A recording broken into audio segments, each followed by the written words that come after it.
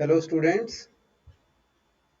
एक बार फिर आप सबका स्वागत है फिजिकल एजुकेशन के एक नए लेक्चर के साथ। आगे बढ़ने से पहले एक बार मैं फिर जल्दी से आपको याद दिलाना चाहूँगा, रिकॉल कर लेते हैं एक बार कि पिछले लेक्चर में हमने जो हमारी फर्स्ट यूनिट है ट्रैक वो शुरू की थी। और ट्रैक पर बात करने से पहले हमने कुछ बातें की थी एथलेटिक्स के बारे में, जो बातें हमें हमारे आज के टॉपिक से ही रिलेटेड हैं, जिनको हमने पहले कर लिया था। तो हम आगे बढ़ते हैं आज उसी यूनिट में ट्रैक। कुछ बहुत जरूरी बातें जो ट्रैक के बारे में आपको पता होना चाहिए, और जितने भी कॉम्पिटिटिव एग्जाम्स आते हैं उन सभी में जो ट्रैक से रिलेटेड छोटी छोटी बातें, छोटे ऑब्जेक्टिव टाइप क्वेश्चंस पूछे जाते हैं, आज हम कोशिश करेंगे कि वो सारे कॉन्सेप्ट आपके क्लियर हों। सबसे पहले तो यही, ट्रैक होता क्या है। आप ये देखिए, ऊपर मैंने इसको डिफाइन किया है ट्रैक को। हमने पिछले लेक्चर में भी बताया था आपको कि जो ओवल शेप्ड जो एरिया होता है जिसमें एथलेटिक्स से रिलेटेड हम कॉम्पिटिशन्स ऑर्गेनाइज करवाते हैं, उसे ही हम ट्रैक का नाम देते हैं। ये 400 मीटर का होता है ट्रैक। ये तो आप अब तक अच्छी तरह से समझ गए होंगे। जैसे हर एक गेम को करवाने के लिए एक स्पेसिफाइड ग्राउंड होता है। जैसे बैडमिंटन का जो मैच होता है वो बैडमिंटन कोर्ट पर करवाया जाता है, उसी प्रकार फुटबॉल का मैच फुटबॉल के ग्राउंड पर कराया जाता है, हॉकी का मैच हॉकी के ग्राउंड पर करवाया जाता है। ठीक उसी प्रकार एथलेटिक्स के जो हमने रनिंग, जंपिंग और थ्रोइंग के इवेंट्स जिनके बारे में हमने बात की थी, वो सारे कॉम्पिटिशन्स ट्रैक के ऊपर करवाए जाते हैं। तो हम इसमें आगे देखते हैं कि ये तो बात हो गई कि ट्रैक होता क्या है। ट्रैक एक वो ओवल शेप्ड जो एरिया है उसको हम बोलते हैं, जिसमें ट्रैक एंड फील्ड या एथलेटिक्स से संबंधित सारे कॉम्पिटिशन्स करवाए जाते हैं। यहां तक मेरे ख्याल से आपको क्लियर हो गया होगा। इससे आगे पढ़ते हैं हम, चलो, कि ट्रैक कितने प्रकार का हो सकता है। अब ये देखिए बेटा, ये जो क्वेश्चन है कि ट्रैक कितने प्रकार का होता है, हम इसको दो तरह से डिफाइन करने की कोशिश करेंगे। एक, सबसे पहले आप ये देखिए बेटा कि सैंड ट्रैक होता है। सैंड ट्रैक आपने देखा होगा हमारे कॉलेज में, जो प्लेग्राउंड पर जो ट्रैक बना हुआ है, मिट्टी का जो ट्रैक बना हुआ है। आमतौर पर जितने भी गांव में जिन पे आप ट्रेनिंग करते हैं या कॉलेजेस में, आमतौर पर आपको ये ट्रैक दिखाई देता है जो मिट्टी का होता है, जिसे क्ले या सैंड ट्रैक हम बोल देते हैं। दूसरा हमने उस दिन भी डिस्कस किया था, एक सिंडर ट्रैक होता है। सिंडर ट्रैक होता है बेटा, और सिंडर को हिंदी में बोलते हैं राख। ये जो सिंडर ट्रैक है बेटा, ये पहले बहुत यूज होता था, अब इसको कम यूज में लेते हैं क्योंकि जो सिंडर है वो अवेलेबल नहीं हो पाता है। पहले जब कोयले के इंजन चलते थे, बड़ी बड़ी मिलों में, बड़ी बड़ी फैक्ट्रियों में कोयला यूज होता था, तो बहुत इजीली हमें वो जो चूरा है, जो कोयले को बर्न करने के बाद जो निकलता है, वो इजीली हमें अवेलेबल हो जाता था और सिंडर ट्रैक में वो काम आता था। तो हम अब कोशिश करते हैं बेटा, आपको एक बार दिखाने की भी कोशिश करेंगे।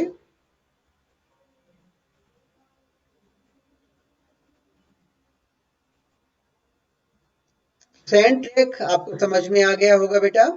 सिंडर ट्रैक जो राख होती है, कोयला जलने के बाद जो बुरादा बच जाता है, उससे सिंडर ट्रैक बनाया जाता है। ये बहुत यूज हुआ काफी टाइम तक। उसके बाद आ गया बेटा ग्रास ट्रैक, आपको दिखाई दे रहा है। ग्रास का मतलब घास। ये ग्रास ट्रैक भी अब बहुत कम यूज होता है, क्योंकि मैंने उस दिन आपको बताया था कि ग्रास ट्रैक को मेंटेन करने के लिए बहुत एफर्ट करना पड़ता है, काफी एक्सपेंसिव हो जाता है, पानी का अरेंजमेंट करना होता है, ग्रास की समय समय पर कटिंग करवानी होती है, तो ये भी अब आउटडेटेड हो गए हैं, बहुत कम चलते हैं। जो सबसे लेटेस्ट जो वर्जन है बेटा, वो है सिंथेटिक ट्रैक का। सिंथेटिक ट्रैक, सिंथेटिक से ही आपको, वर्ड से ही आपको पता चल रहा है, एक ये रबड़ का आर्टिफिशियल मटेरियल होता है जो ट्रैक के ऊपर बिछाया जाता है। बेसिकली पर्पस ये होता है कि एक स्किड ना करे। आपको पता है कि एथलीट्स जितने भी हैं वो स्पाइक्स लेकर के दौड़ते हैं, स्पाइक्स पहन करके दौड़ते हैं। तो स्पाइक्स में जो नीचे स्पाइक होती हैं, जो कील होती हैं, वो इस रबड़ के मटेरियल में जहां भी आप लगाएंगे वहीं आपका पैर सेट हो जाएगा, स्किड नहीं करेगा, ड्रैग नहीं करेगा। तो ये आजकल सिंथेटिक ट्रैक यूज होता है सभी नेशनल इंटरनेशनल कॉम्पिटिशन्स में। जो एसेंशियल कंडीशन है वो सिंथेटिक ट्रैक की है और सिंथेटिक ट्रैक को ही अब हम यूज करते हैं।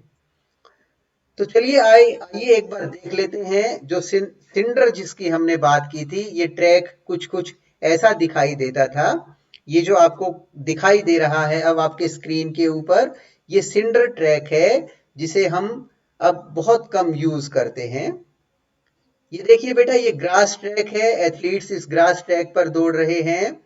ये ट्रैक मैंने बताया बहुत खर्चा आता है, बहुत एक्सपेंसिव हो जाता है, मेंटेनेंस बहुत ज्यादा करनी पड़ती है, इसलिए बहुत कम यूनिवर्सिटीज में, कॉलेजेस में, बहुत कम जगह पर आजकल इस तरह के ट्रैक आपको देखने को मिलते हैं।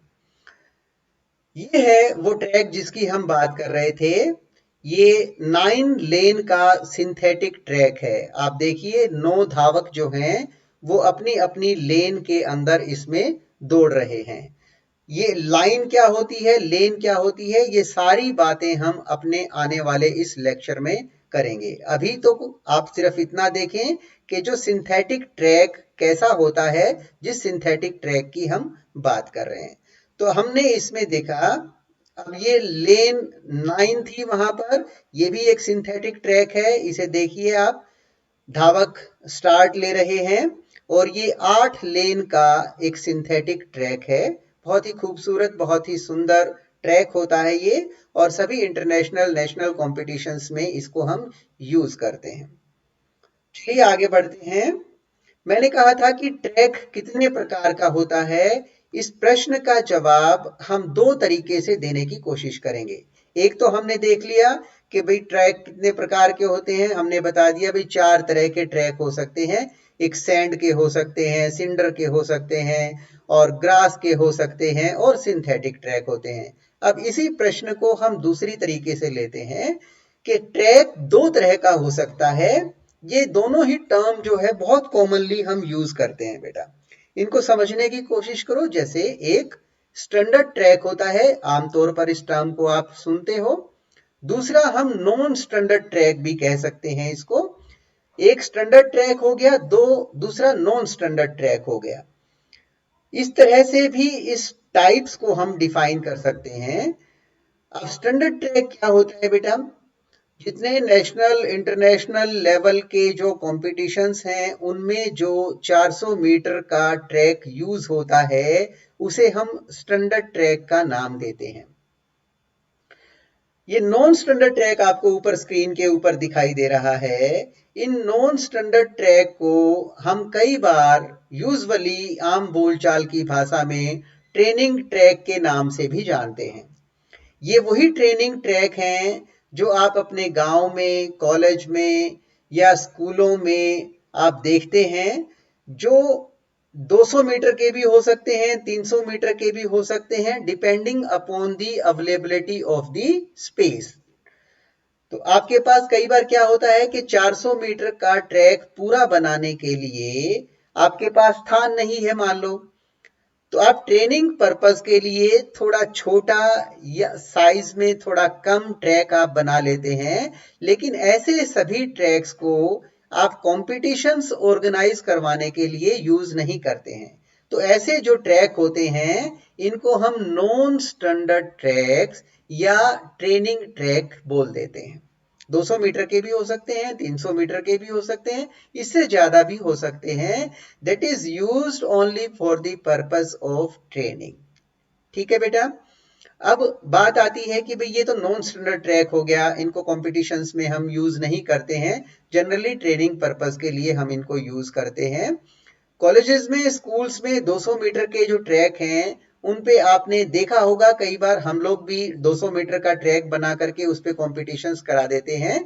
परंतु जो अच्छे कॉम्पिटिशन्स हैं, state level, national level, international level के जो कॉम्पिटिशन्स हैं, उनके लिए ये जो 200-300 मीटर के जो ट्रैक हैं ये अधिकृत नहीं है, इन पर हम कॉम्पिटिशन नहीं करवाते हैं।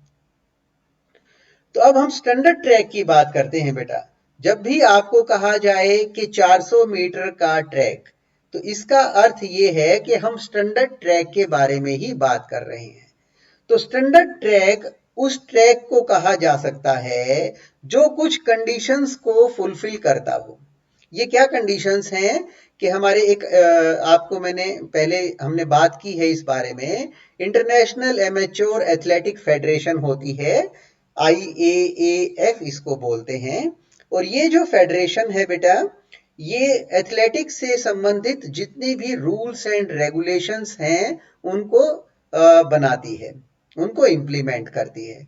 तो उन्होंने एक स्टैंडर्ड ट्रैक के लिए कॉमन फीचर्स उन्होंने बताए कि ये कंडीशंस जो हैं वो किसी भी 400 मीटर के ट्रैक में होनी चाहिए, उसके ऊपर आप कॉम्पिटिशन्स करवा सकते हो।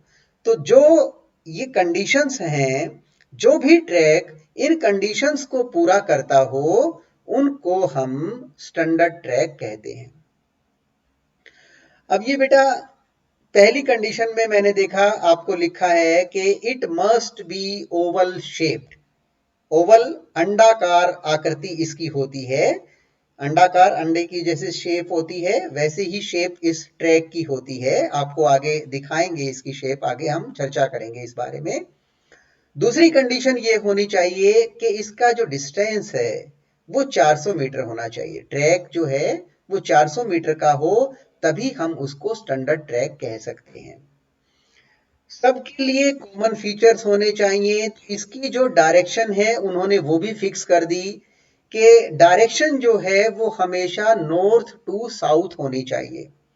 आपने देखा होगा बेटा, जब हम ट्रैक में दौड़ते हैं तो दौड़ते वक्त हमारा जो लेफ्ट हैंड है वो हमेशा ही अंदर की साइड आता है ना? हमेशा हमारा जो लेफ्ट हैंड है वो अंदर की साइड आता है। तो डायरेक्शन जो होगी, जो रनिंग डायरेक्शन होगी, वो हमेशा ही नॉर्थ टू साउथ होगी उस ट्रैक की। ये उसके लिए एसेंशियल कंडीशन हो गई। इसके बाद कोई भी ट्रैक है जो, उसके अंदर 2 स्ट्रेट होनी चाहिए और 2 सेमी सर्कल होने चाहिए। ये जो 2 सेमी सर्कल हैं इनको हम कर्व भी बोलते हैं। इसके आगे हम इसके डिटेल में हम इसके बारे में चर्चा करेंगे। तो 2 स्ट्रेट होनी चाहिए और 2 सेमी सर्कल होने चाहिए। इसके बाद 8 से 9 उसके अंदर लेन होनी चाहिए। ये लेन वर्ड बार बार आ रहा है, इसको हम एक्सप्लेन करेंगे, आप इसको ध्यान में रखना। 8 से 9 लेन होनी चाहिए। जो भी कंपटीशंस होते हैं, वो जो ट्रैक मैंने अभी आपको दिखाए थे, दोनों जो ट्रैक दिखाए थे, पीछे हम एक बार देख लेते हैं। जो ट्रैक हमने आपको दिखाए थे, ये देखिए ये सिंथेटिक ट्रैक है। अगर हम इसमें लेन काउंट करें तो 8 लेन का ये ट्रैक है। और ये जो ट्रैक है ये 9 लेन का ट्रैक है। ये दोनों ही जो फोटो हैं वो इंटरनेशनल कॉम्पिटिशन्स की हैं। और 8 या 9 लेन का ट्रैक जो है वो मैंडेटरी होता है कोई भी कंपटीशन करवाने के लिए। तो इसके बाद हम बात करते हैं बेटा कि जितनी भी लाइंस हैं, लाइन एक वर्ड हो गया, एक लेन वर्ड हो गया, हम इसको एक्सप्लेन करेंगे। तो जितनी भी लाइंस हैं वो 5 सेंटीमीटर की होनी चाहिए। पूरे कोर्ट में एक ही लाइन ऐसी होती है जो 5 सेंटीमीटर की नहीं होती है, और वो होती है जेवलिन थ्रो की आर्क। जेवलिन थ्रो इवेंट होता है, थ्रोइंग इवेंट होता है, उसकी जो आर्क होती है जहां से जेवलिन को थ्रो किया जाता है वो 7 सेंटीमीटर की होती है। उस लाइन के अलावा ट्रैक में जितनी भी लाइंस होती हैं वो 5 सेंटीमीटर की होती हैं। जो लेन है, लेन आपको समझ में आ गया होगा बेटा, अभी आगे इसकी और चर्चा करेंगे हम।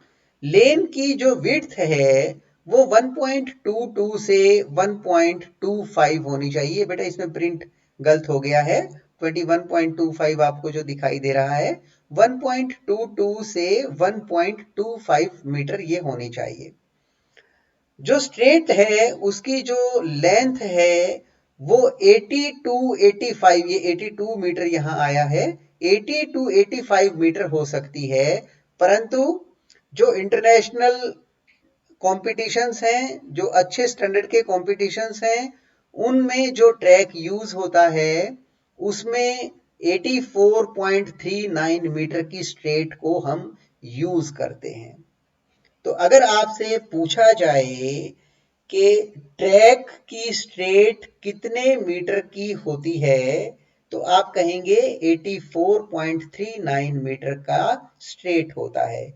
आपसे पूछा जाए कि लेन की विड्थ कितनी होती है, आप बताएंगे 1.22 से 1.25 मीटर लेन होती है। आपसे पूछा जाए कि स्टैंडर्ड ट्रैक में कितनी लेन होती हैं तो आपका जवाब होगा 8 से 9 लेन हो सकती हैं। आपसे पूछा जाए कि ट्रैक की डायरेक्शन क्या होती है, किस डायरेक्शन में ट्रैक को लगाया जाता है, तो आप बताएंगे नॉर्थ टू साउथ डायरेक्शन में ट्रैक को लगाया जाता है। तो अब इसके बाद हम आगे बढ़ते हैं। चलो, कि जो 400 मीटर का ट्रैक अगर मान लो आपको किसी ग्राउंड में बनाना हो तो उसके लिए कितनी लंबाई और चौड़ाई का एरिया आपको चाहिएगा। तो जो ओवरऑल लेंथ उसकी आपको चाहिएगी वो चाहिए 176.9 मीटर और ओवरऑल विड्थ जो है वो चाहिए 92.5 मीटर। तो ये कुछ बहुत ही सामान्य सी बातें जो आमतौर पर जो हमारे कॉम्पिटिटिव एग्जाम्स हैं या प्रैक्टिकल का जो वाइवा हमारा होता है या आपके एग्जाम में जो ऑब्जेक्टिव टाइप या शॉर्ट आंसर टाइप क्वेश्चंस आते हैं उसमें ये क्वेश्चंस पूछ लिए जाते हैं। ये 400 मीटर का स्टैंडर्ड ट्रैक है, ये आप एक बार देख लें। इसको हम डिटेल में जितनी भी चीजें इसके अंदर आपको दिखाई दे रही हैं इसको हम डिस्कस करेंगे। उससे पहले एक बार वो ट्रैक डिस्कस करने से पहले मैं चाहता हूं कि हम आपसे जो एथलेटिक्स के इवेंट हैं वो कौन कौन से इवेंट हैं एक बार इस बारे में हम चर्चा कर लेते हैं ताकि ट्रैक को डिस्कस करने में आपको परेशानी ना हो, आपको इजीली वो समझ में आ जाए। जितने भी एथलेटिक्स के इवेंट हैं हम इनको दो कैटेगरीज में डिवाइड कर लेते हैं बेटा। एक ट्रैक इवेंट हो जाएंगे, दूसरा फील्ड इवेंट हो जाएंगे। अब ट्रैक इवेंट जो हैं इसमें सारी रेसेस जो हैं वो आ जाती हैं, जितने भी रनिंग इवेंट हैं वो सारे ट्रैक इवेंट में आएंगे। और हमने दो इवेंट किए थे, एक जंपिंग इवेंट और एक थ्रोइंग इवेंट। तो जंपिंग इवेंट और थ्रोइंग इवेंट इनको अगर हम आगे समझना चाहें तो आगे इनका फर्दर हम क्लासिफिकेशन कर लेते हैं। तो एथलेटिक्स के इवेंट को हमने दो हिस्सों में डिवाइड कर लिया बेटा, एक ट्रैक इवेंट हो गए और एक फील्ड इवेंट हो गए। ट्रैक इवेंट में जितनी भी रेसेस हैं, जितने भी रनिंग इवेंट हैं वो सभी ट्रैक इवेंट में आएंगे, ट्रैक में कराए जाएंगे। फील्ड में जंपिंग इवेंट और थ्रोइंग इवेंट्स कराए जाते हैं। अब ये रनिंग इवेंट की जहां हमने बात की थी, रनिंग इवेंट कौन कौन से हैं बेटा, जो रेसेस हैं हम उनको इस प्रकार से डिवाइड कर लेते हैं, ये आपको समझने में आसानी रहेगी। सबसे पहले मैंने लिखा है बेटा स्प्रिंट। स्प्रिंट बेटा जो छोटी दूरी की दौड़े हैं उनको बोलते हैं, छोटी दूरी की जो बहुत ही तेज गति से जिनको दौड़ा जाता है, या एक तरह से कहें कि धावक जो है अपनी मैक्सिमम स्पीड के साथ शुरू से लेकर के अंत तक दौड़ने की कोशिश करता है, उनको हम स्प्रिंट रेसेस बोलते हैं। छोटी दूरी की दौड़ें होती हैं ये। तो इसमें 100 मीटर, 200 मीटर और 400 मीटर की जो दौड़ है, इनको हम स्प्रिंट में लेते हैं। इसके बाद बेटा मिडल डिस्टेंस यानी कि मध्यम दूरी की दौड़ें। मध्यम दूरी की दौड़ें दो प्रकार की होती हैं, 800 मीटर और 1500 मीटर की जो दौड़ है, ये मध्यम दूरी की दौड़ होती है। तीसरा होती है बेटा लॉन्ग डिस्टेंस रेसेस यानी कि लंबी दूरी की दौड़।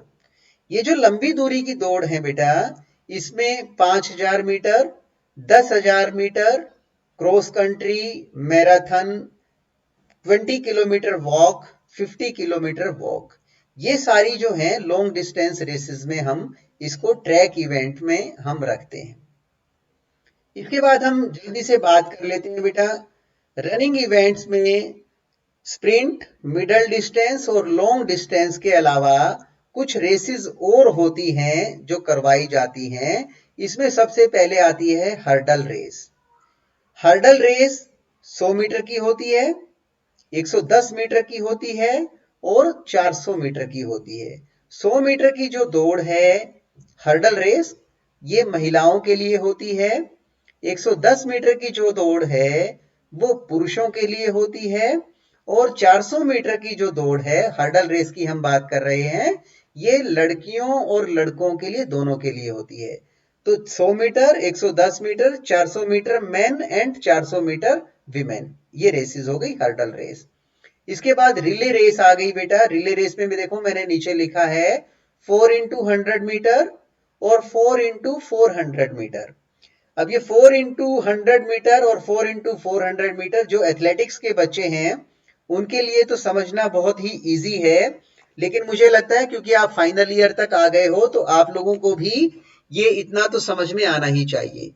4 का मतलब है बेटा 4 एथलीट हैं, एक टीम के मेंबर हैं और 100 मीटर डिस्टेंस कवर करेगा एक एथलीट। इसी प्रकार से 4 into 400 मीटर का मतलब हो गया कि 4 एथलीट हैं, 4 एथलीट्स की एक टीम है और हर एथलीट 400 मीटर का डिस्टेंस कवर करेगा।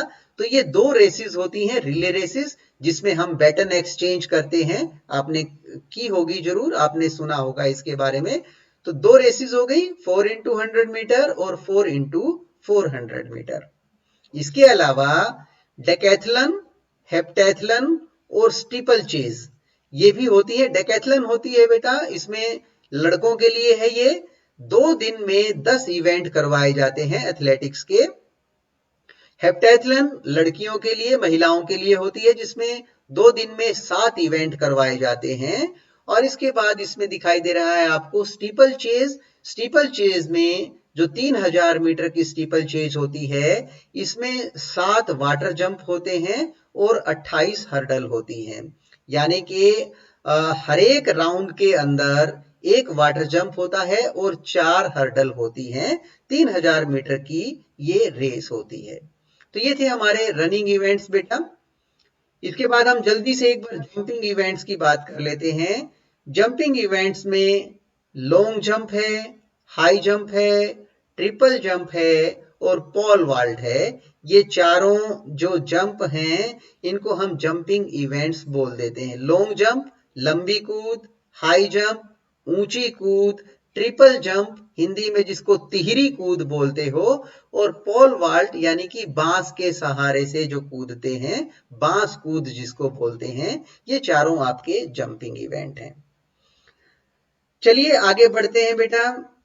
इसके बाद आपके आ गए हैं थ्रोइंग इवेंट्स। थ्रोइंग इवेंट फेंकने वाले जो इवेंट हैं, इसमें सबसे पहले शॉट पट होता है, डिस्कस थ्रो होता है, हैमर थ्रो होता है और जेवलिन थ्रो होता है। अब इसमें एक चीज बहुत कॉमनली पूछ ली जाती है बेटा कि जेवलिन भी थ्रो है, हैमर भी थ्रो है, डिस्कस भी थ्रो है, तो शॉट को थ्रो क्यों नहीं कहा गया, शॉट को पट क्यों कहा गया? पट इसलिए कहा गया बेटा कि शॉट को हम यहाँ कॉलर बोन पर यहाँ शॉट को रख करके और पुश करते हैं, धकेलते हैं, इसलिए इसको हम पट बोलते हैं। थ्रो क्या होता है, जब शोल्डर लाइन से पीछे से अगर हाथ करके हम उसको फेंकेंगे तो उसको थ्रो कहा जाएगा। जब उसको हम पुश करेंगे, धकेलेंगे, तो उसको पट कहा जाएगा। तो इसलिए शॉट को पट कहा जाता है, शॉट को थ्रो नहीं कहा जाता है। तो ये भी कॉमन सा क्वेश्चन है बेटा, बहुत बार पूछ लिया जाता है। चलिए आगे चलते हैं बेटा। स्टैगर, इसको हम बाद में डिस्कस करेंगे। एक टर्म है स्टैगर, ये किस लिए यूज होती है, जब हम ट्रैक को डिस्कस करेंगे तो हम आपको बताएंगे कि स्टैगर क्या होता है। आज के लिए थैंक यू, क्योंकि लंबा लेक्चर हो जाएगा तो इसमें अपलोड नहीं हो पाएगा बेटा। आपको पता है कि बड़ा लेक्चर होने के बाद आपके साथ शेयर करने में बहुत दिक्कत होती है, इसलिए आज हम इसमें बस इतना ही करेंगे, इससे ज्यादा हम आज नहीं करेंगे। उम्मीद है कि ये जो सारी चीजें हैं वो आपको समझ आई होंगी। ये चीजें डिस्कस करनी इसलिए जरूरी थी बेटा कि हम नेक्स्ट अपने लेक्चर में ये जो 400 मीटर का स्टैंडर्ड ट्रैक आपको दिखाई दे रहा है, इसमें जो ये एरिया आपको दिखाई दे रहा है जो लाइट कलर में है, ये फील्ड एरिया है जिसमें हम जंपिंग इवेंट और थ्रोइंग इवेंट करवाते हैं। जो रेड कलर में जो आपको एरिया दिखाई दे रहा है, इसमें हम रनिंग इवेंट, जिसको हम ट्रैक का नाम दे रहे हैं, ये करवाते हैं। तो ये सारी की सारी चीजें हम डिटेल में डिस्कस करेंगे कि रनिंग इवेंट कितने होते हैं, कहां से करवाए जाते हैं, स्टैगर क्या होता है, लाइन क्या होती है, लेन क्या होती है, रेस को शुरू कहां से किया जाता है, रेस फिनिश कहां होती है, अलग अलग जो एरिया हैं शॉर्टपट के लिए, डिस्कस के लिए, जेवलिन के लिए, जो इनके सेक्टर्स हैं, ये सारी की सारी चीजें हम अगले लेक्चर में डिस्कस करेंगे। तब तक के लिए आप लोगों को बहुत बहुत धन्यवाद। आप मेरे इस लेक्चर में मेरे साथ जुड़े हैं और उम्मीद है कि थोड़ा सा आपको ये समझ आया होगा, और हर रोज हम कोशिश करेंगे कुछ ना कुछ सीखने की। Stay home, stay safe. Thank you very much.